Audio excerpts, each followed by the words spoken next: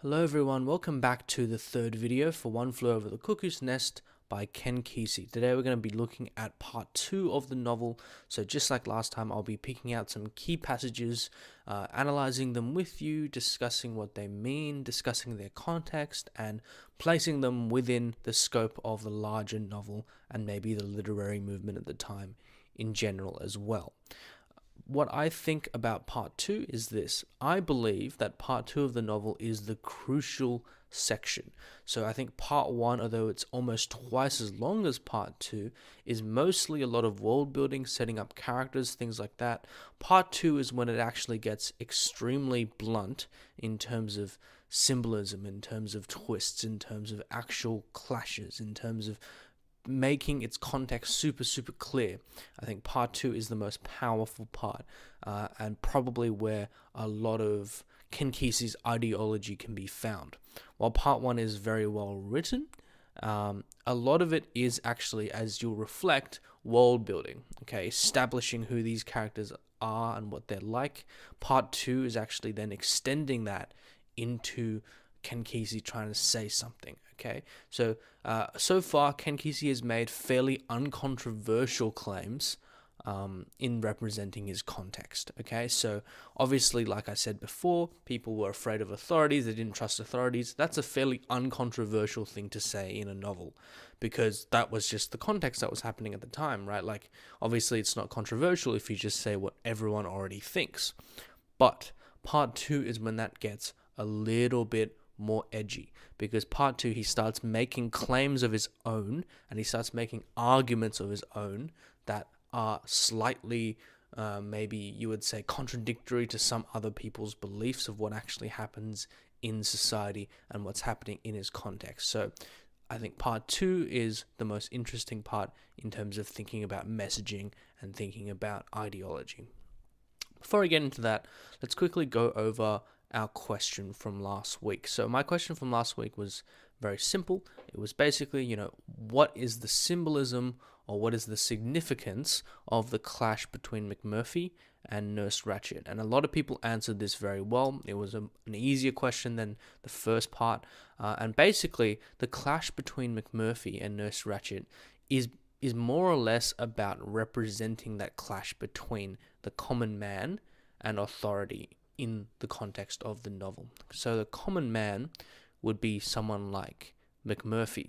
And McMurphy, all he's trying to do is fight for rights and fight for freedoms that have already been taken for granted, or fight for rights and freedoms that everyone already has. Okay, so he isn't demanding anything particularly special of the mental institution. He's only demanding that they be treated fairly. And that's more or less, the demands of anyone in society, any reasonable member of society. That would be what they would demand, right? But Nurse Ratched, how she reacts to that is she sees McMurphy's act of rebellion and then basically labels him as mentally ill for the entire novel, okay? So even though he's actually making very rational demands, as we talked about last week, he is the one who gets labeled as crazy, and he is the one who gets outcast in society. Now, I think this is Ken Kesey trying to represent a lot of what was going on in his context. Now, as I talked about last week, a lot of this is meant to sort of symbolize a lot of the communist witch hunts that were happening in America at the time. Now, obviously, communists aren't actually witches. A witch hunt is basically a phrase for when we talk about, people unfairly persecuting a particular group of people for basically no reason, apart from the fact that they don't like them or they're afraid of them. And I think a lot of that is present here, because in America during the 60s, if you tried to speak up against the government, if you tried to criticize the government, you were basically seen as unpatriotic. And if you're unpatriotic, that means you were a communist. Okay, or basically you wanted to undermine everything. And that's not necessarily true, right? Maybe you really love America and you really love your country and you want to see it improve, okay? And speaking up, criticizing America, and saying what it could be doing better, that's just you exercising your function as a citizen and trying to make everything better. But obviously the government didn't respond in that way. The authorities didn't respond in that way. They saw it as an attack and as a threat, and therefore something to be snuffed out. Okay, and I think that's similar in this case. Here, even though McMurphy's making very rational, reasonable demands, he is seen as something that must be crushed by authority. So that's really the significance of that relationship, and a lot of people identified that aspect extremely accurately. Now we're going to move on to part 2. I have 3 quotes for you. They're quite long, but I think they're extremely important. So I'm going to start with something from part 2, chapter 1. And this is from the perspective of the chief. Out in the hall all by myself, I notice how clear it is. No fog any place. It's a little cold where the nurse just went past, and the white tubes in the ceiling circulate frozen light like rods of glowing ice, like frosted refrigerator coils rigged up to glow white. The rods stretch down to a staff room door where the nurse just turned in at the end of the hall, a heavy steel door like the door of the shock shop in Building 1, except there are numbers printed on this one, and this one has a little glass peephole up head high to let the staff peek in out at who's knocking. As I get closer, I see there's light seeping out through this peephole, green light, bitter as bile. The staff meeting is about to start in there, is why there's this green seepage. It'll be all over the walls and windows by the time the meeting is halfway through for me to sponge off and squeeze into my bucket, use the water later to clear the drains in the latrine. Cleaning the staff room is always bad. The things I've had to clean up in these meetings nobody believe. Horrible things, poisons manufactured right out of skin pores and acids in the air strong enough to melt a man. I've seen it. Okay, so here, this is in part 2, chapter 1. We're not meant to take this literally, okay? So Chief is talking about seeing the manifestation of evil. That's the point of a lot of what the Chief is hallucinating. So I think a lot of people are getting really confused, or the questions or the answers that I've been seeing about the Chief, a lot of people seem to be getting confused as to what exactly is up with Chief's visions, and especially his recurring vision of the fog. Now, first of all, we're not meant to take this literally, okay? He's not really seeing fog, right? There isn't actually fog, there isn't green slime, there isn't man-melting poison coming through the walls. What essentially this means is a couple things. So there's kind of 2 different objects here that we can take symbols of. The first one, the recurring one, is the idea of the fog.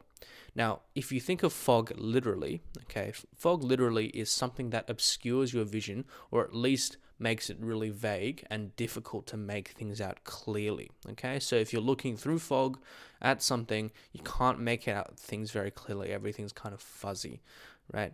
In this case, what the fog is meant to represent is like that kind of barrier from seeing clearly. And if we extrapolate that to the prisoner's case, or in this case, the mental asylum patient's case, the fog is meant to represent something along the lines of a restricted freedom or a restricted agency, okay? So they're not able to exercise their agency and see clearly how to make decisions because they've been dominated by this authority. Their minds have basically been brainwashed or been controlled by this institution, this authority, to such an extent that they can't think clearly or they can't think freely. Remember last week how we had that quote where, Chief was, he couldn't even think of something, right? Like he felt that even if he thought something bad about Nurse Ratched, that she would somehow know. Well, this is an example of that, okay? So the fog is meant to be like a manifestation of the mental pressure and the absolute sort of sense of restriction and limitation, okay? Just like a fog restricts and limits your sight in this case, it's about the fog restricting and limiting one's freedom. So this next quote comes from part 2, chapter 3. And basically it reads like this. In the group meetings, there were gripes coming up that had been buried so long the thing being griped about had already changed. Now that McMurphy was around to back them up, the guys started letting fly at everything that had ever happened on the ward they didn't like. Why does the dorms have to be locked on the weekends? Cheswick or somebody would ask. Can't a fellow even have the weekends to himself? Yeah, Miss Ratched, McMurphy would say. Why? If the dorms were left open, we have learned from past experience, you men would return to bed after breakfast. Is that a mortal sin? I mean, normal people get to sleep late on the weekends.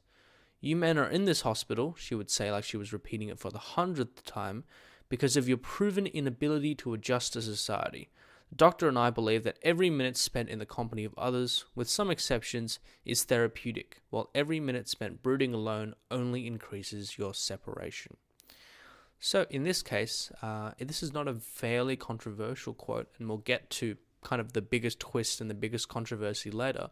But this quote essentially is talking about how that diagnosis of mental illness is used by the authority as an excuse for domination. Okay, so even though a lot of what the authority, and in this case Nurse Ratched, is doing is an exercise of her own power, and just something that the authority is doing to control people, she has an excuse for it. Okay, it seems like she's doing this domination and oppression for a good cause. She tries to market herself as charitable. Okay, so she says, you people are mentally ill. You're crazy. Okay, I'm just trying to help you. Everything that I do by stopping your freedom, by stopping you from doing what you want, that's just me trying to help you. And I think a lot of this is very satirical. Okay, it's meant to be satire against a lot of what the government was putting out at the time. And not to return to old examples already, but I'm sure you could all link this back to what I was saying before about communist witch hunts as well. Okay, so a lot of the government, when they were, literally, sending people to jail with little to no evidence that they were communists or things like that, okay? A lot of them were saying, we're just trying to protect America. This is just us protecting you, okay? Even though it's a great invasion of privacy, and also it's like a very unethical thing to do, to try people on very, very little evidence and find them guilty and, make them lose their jobs and send them to jail, or, basically cause a big controversy for them, make them lose reputation, etc. Okay, so the government is literally just trying to exercise their power. A lot of that comes from, we now have this opportunity to take control of people, to exploit people in their vulnerable position. Okay, what are we going to do? And what the government did in that case was to try to make up an excuse that made them seem benevolent. And in this case, that is true as well. Now, time to move on to something nearer to the end of part 2. This one's from chapter 7.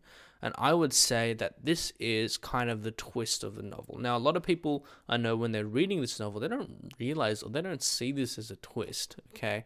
It's kind of just something that they brush over, and then the more they think about it, the more weighty and the more impactful and the more kind of shocking it becomes. So I'm talking about this quote that Harding says, and his conversation with McMurphy. "You have more to lose than I do," Harding says again. "I'm voluntary. I'm not committed." McMurphy doesn't say a word. He's got that same puzzled look on his face, like there's something isn't right, something he can't put his finger on. He just sits there looking at Harding, and Harding's rearing smile fades, and he goes to fidgeting around from McMurphy staring at him so funny. He swallows and says, "As a matter of fact, there are only a few men on the ward who are committed. Only Scannon and, well, I guess some of the chronics, and you. Not many commitments in the whole hospital. No, not many at all." Then he stops, his voice dribbling away under McMurphy's eyes. After a bit of silence, McMurphy says softly, "Are you bullshitting me?" Harding shakes his head. He looks frightened. McMurphy stands up in the hall and says, "Are you guys bullshitting me?" Nobody'll say anything. McMurphy walks up and down in front of that bench, running his hand around in that thick hair. He works all the way to the back of the line, then all the way to the front of the x-ray machine. It hisses and spits at him. "You, Billy, you must be committed, for Christ's sakes." Okay, now I'm going to skip ahead a little bit. "Seafell, what about you? There's nothing wrong with you, but you have fits. Hell, I had an uncle who threw conniptions twice as bad as yours and saw visions from the devil to boot, and he didn't lock himself in the nut house. You could get along outside if you had the guts." "Sure." It's Billy, turned from the screen, his face boiling tears. "Sure," he screams again, "if we had the guts. I could go outside today if I had the guts. My mother is a good friend of Miss Ratched, and I could get an AMA signed this morning if I had the guts." Now, this is a real pivotal point of the novel, because at this point, McMurphy starts drifting away from everyone, and this eventually leads forward and forward into his, I don't know if this is a spoiler, but into his demise, not his death, but his total domination by the institution. So he does eventually kind of lose to the institution at the end. But here, McMurphy starts drifting away from the rest of the guys and the people committed. Why? Because according to all the patients, most of them are there voluntarily. That is a huge kick for anyone who's been reading this novel so far, because what's the first thing we assume, and what's most of our discussion been on so far? The fact that everyone here is being dominated, is being oppressed. Yet, what Ken Kesey is trying to say is that most of the people voluntarily choose to enter this situation. Now, that might seem absurd to all of you, and it certainly seems absurd to McMurphy, but what he's trying to do is once again connect this sort of attitude to his context. So in his context, I think a lot of people in America, and especially in the West at the time, they realized that the government wasn't very good, okay? People aren't stupid, people aren't crazy, okay? I think a lot of people realized that the government wasn't necessarily very benevolent and wasn't trying to help out the little man. And yet what? And yet they choose to remain in that system and not start a struggle, because it's too difficult to start a struggle. It's too difficult to start a revolution. It was dangerous to start a revolution. There's a certain comfort in being oppressed.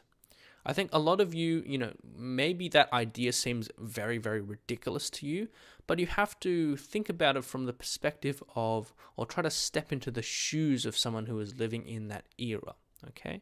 It's much easier living an oppressed life because everything in your life has been predetermined. You don't really need to think about anything yourself. You don't need to make any big decisions. You don't need to make any drastic changes or start a drastic campaign. Because when you're oppressed, basically your life is straightforward, okay? You are the subject of someone, you're being dominated by someone, you just have to follow their orders and comply. That, you don't need to do any thinking, you don't need to change anything for yourself, you don't need to put in effort. So there is a certain degree of satisfaction even at being oppressed. And this is Ken Kesey's most controversial statement in this novel, because I think a lot of people would say at the time that, yes, they understood that the government oppressed them. That isn't controversial. Everyone would be saying that. And if all Ken Kesey wanted to say was, oh, oppression is bad, that's obvious, right? Obviously, oppression is bad, right? So, but I think what's interesting in this case is what Ken Kesey is trying to say about being voluntary, right? Let's think about, other extremely famous dystopian novels or novels about oppression. George Orwell's 1984, for example, okay? That does not,